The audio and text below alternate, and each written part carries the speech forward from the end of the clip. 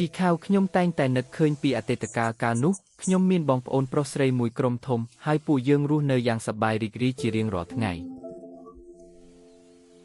រហូតដល់ហួងមេបង្ហាញខ្លួននាងបានស៊ីពួកគេទាំងរស់នៅចំពោះមុខខ្ញុំរឿងបែបនេះខ្ញុំបានបំភ្លេចវាតាំងពីយូរហើយខ្ញុំបានរងចាំឱកាសនេះនៅពេលដែលហួងមេបង្ហាញរូបរាងពិតខ្ញុំនឹងសម្លាប់នាងប្រសិនបើខ្ញុំបរាជ័យអនាគតនៃជួរភ្នំវិញ្ញាណគឺពឹងផ្អែកលើអ្នកហើយ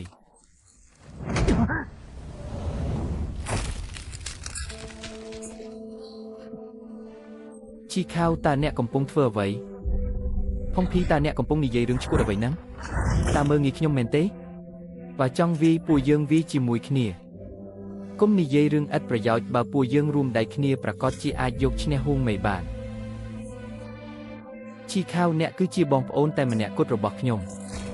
បងប្អូនល្អពួកយើងរួមសុខរួមទុក្ខជាមួយគ្នា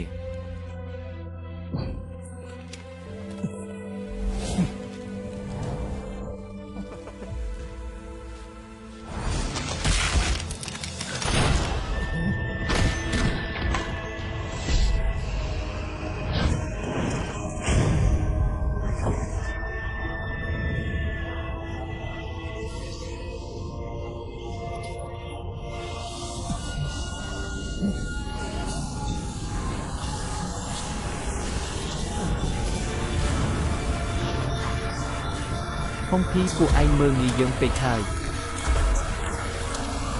ពួកឯងគឺជាកូនច្រឡំដែលយើងបានបណ្ដុះបណ្ដាលដោយផ្ទាល់ដៃនឹកស្មានមិនដល់ថានឹងមានថ្ងៃដែលពួកឯងត្រឡប់មកខំម្ចាស់វិញសោះ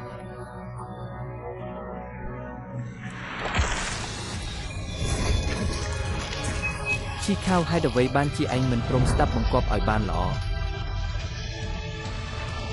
យើងមិនដាច់ចិត្តឲ្យឯងរងរបួសនោះទេត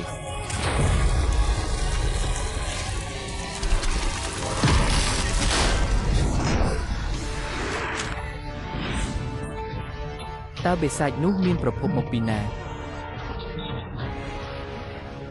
គាត់គឺជាមេដឹកនាំនៃសម្ព័ន្ធភាពងឹតជាស្ដេចបិសាចដែលខ្លាំងបំផុតគាត់គ្រប់គ្រងស្ទើរតែទាំងមូលនៃផ្លូវបិសាចតាមពិតទៅជននេះហើយគឺជាមេខ្លោងនៅពីក្រោយរឿងនេះកម្លាំងពិតប្រាកដរបស់គាត់គឺជ្រៅដែលមិនអាចស្មានបានពួកយើងគួរតែដកថយសិនទើបល្អផុងភីកាលនោះយើងបានទុកជីវិតឲ្យឯងហើយថែមទាំងខំប្រឹងបណ្ដុះបណ្ដាលឯងទៀតហេតុអ្វីបានជាឯងនៅតែមកក្បត់យើងទៀតខ្ញុំគ្រាន់តែចង់សម្លាប់ឯងប៉ុណ្ណោះ